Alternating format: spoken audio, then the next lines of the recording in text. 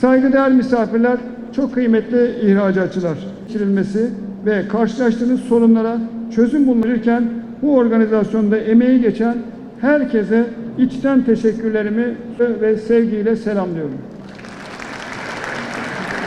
Sayın Ağar, müsaadenizle sizi birkaç dakikada için şükranlarımızı arz ediyoruz. Şimdi sıra fuarımızın açılışını gerçekleştirmeye, açılış kurdelesinin kesilmesi için Sayın Vali Yardımcımızı, Sayın Tim ve on binlerce ziyaretçiyi 450'nin üzerinde katılımcıyla buluşturuyor. Güçlenmesine katkı sunmaya her geçen yıl başarısını arttırarak devam ediyor.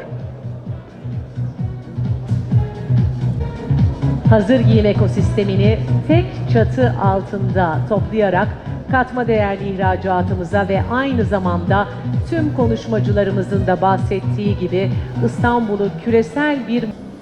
Saygıdeğer ihracatçılar, zorlu küresel koşullara rağmen 2024 yılında %3.3 oranında büyüme kaydeden ekonomimiz, 2025 yılının ilk 3 çeyreğinde %3.7 oranında büyüme kaydetti ve son 21 çeyrektir büyümesini kesintisiz bir şekilde sürdürdü. İhracatımız ise 2025 yılı sonunda %4,5 artış ile 273,4 milyar dolar olarak gerçekleşti. Hizmet ihracatına yönelik tahminlerimiz ile toplam ihracatımızın 396 milyar dolara ulaşarak bugüne kadarki en yüksek rakama ulaşmasını bekliyoruz. İhracatımızı bugün hep birlikte 396 milyar dolarlık seviyelere ulaştırdıysak, bunda tabii ki de hazır giyim ve konfeksiyon sektörümüzün çok büyük katkıları var. Türkiye'nin ihracat hikayesi yazılırken her zaman bu hikayenin ilk sayfalarında yer alan köklü sanayi geleneğine sahip olan hazır giyim sektörümüz 2024 yılında 19,7 milyar dolarlık ihracatla dünya sıralamasında yine 7. Avrupa Birliği'nde ise yine 3. sıradaki güçlü konumunu sürdürmüştür. 2025 yılında ise küresel ekonomik yavaşlama, sipariş hacimlerindeki daralma ve uluslararası ticarette artan belirsizliklere rağmen sektör ihracatımız 18,6 milyar dolar seviyesinde gerçekleşerek net ihracatçı pozisyonunu da başarıyla sürdürmüştür. İhracat fazlası, dış ticaret fazlası bu sektörümüzde 14,1 milyar dolardır. Değerli sektör temsilcileri, bugün dünyada hızlı teslimat, esnek üretim, sürdürülebilirlik ve kalite gibi alanlarda öne çıkan Türk hazır giyim ve konfeksiyon sektörümüz, dünyanın dört bir yanında tercih edilen güvenilir bir tedarikçi konumundadır. Ancak şu da bir gerçek ki günümüzde dünya sahnesinde kalıcı olmak, güçlü markalar yaratmakla, güven veren ürünler üretmekle mümkün. Küresel ölçekte güçlü bir konum elde etmek ve bunu sürdürülebilir kılmak, Türk hazır giyim sektörünün tasarım, markalaşma ve yeşil dönüşüm alanlarına odaklanarak rekabet avantajı sağlamasıyla mümkün olacaktır. Biz de dijitalleşmeden sürdürülebilirliğe, ihracatın finansmanından pazar çeşitlendirmeye, eğitimden markalaşmaya, özel sektörümüzde el ele vererek yürüttüğümüz daha birçok faaliyetimizle sizleri desteklemeye, rekabet gücünüzü artırmaya devam ediyoruz.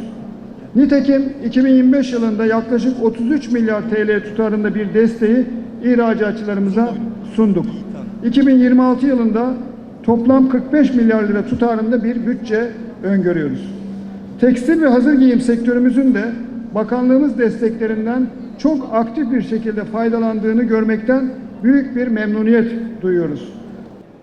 Hazır giyim sektörü bir fuar kazandı. Bu büyük bir şey. Artık takvime girdi. Herkes bu fuarı takip ediyor. 30 bin ile 40 bin kişi arasında ziyaretçi geliyor. Sabah girerken kalabalığı gördünüz. Büyük bir etkileşim var. Türkiye'yi tanıma var. İstanbul'u tanıma var. Yani iş olmasa da en azından o kapsamda büyük bir işbirliği, otelinden, taksisinden, restorantından her yere büyük bir katkısı var. Tabii bu bir hizmet sektörü. Hizmet sektörü zaten mal sektöründen daha iyi gidiyor. Bizim amacımız hem mal sektörünü hem de hizmet sektörünü orta vadede Türkiye'nin dünyada ilk 10 ülke arasına girmesi. Bütün amacımız bu. Özellikle üretim anlamında.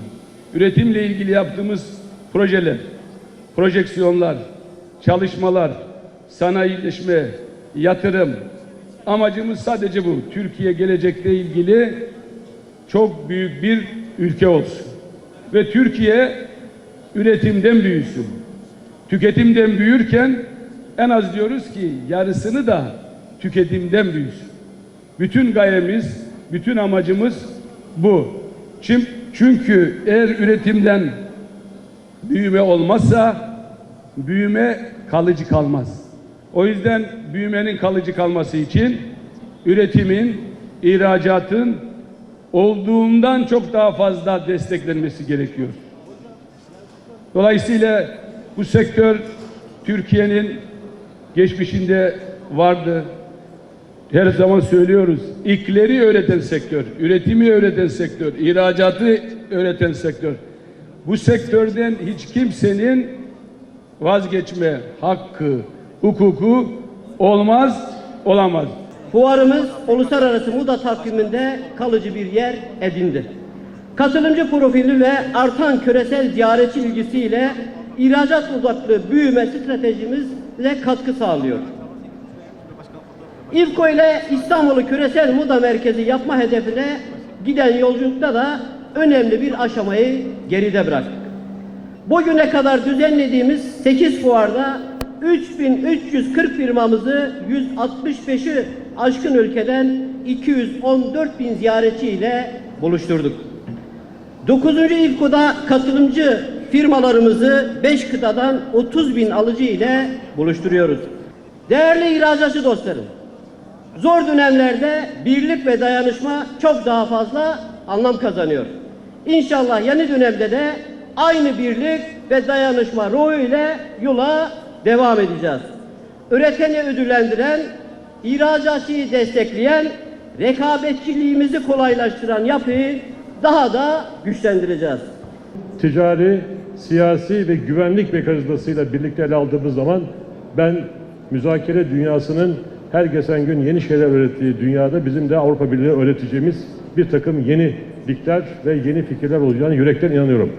O nedenle günlük hayatımız, günlük işlerimizi ne kadar çözersek çözelim, bu gümrük birliği, bizim için en önemli pazar olan Avrupa Birliği'nin gümrük birliği konusunda mutlaka 2026 bir reform yılı olması gerekiyor.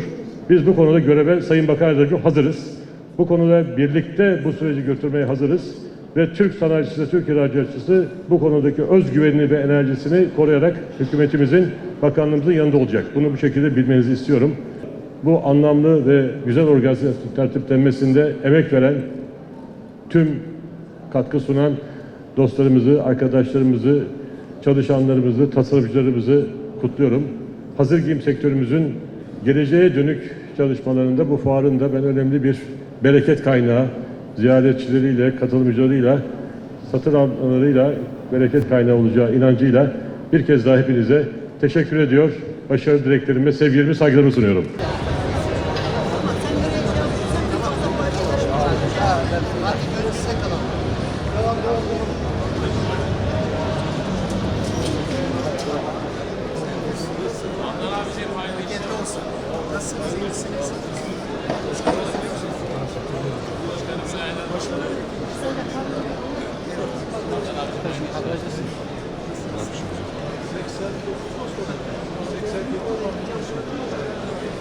Bozma göller.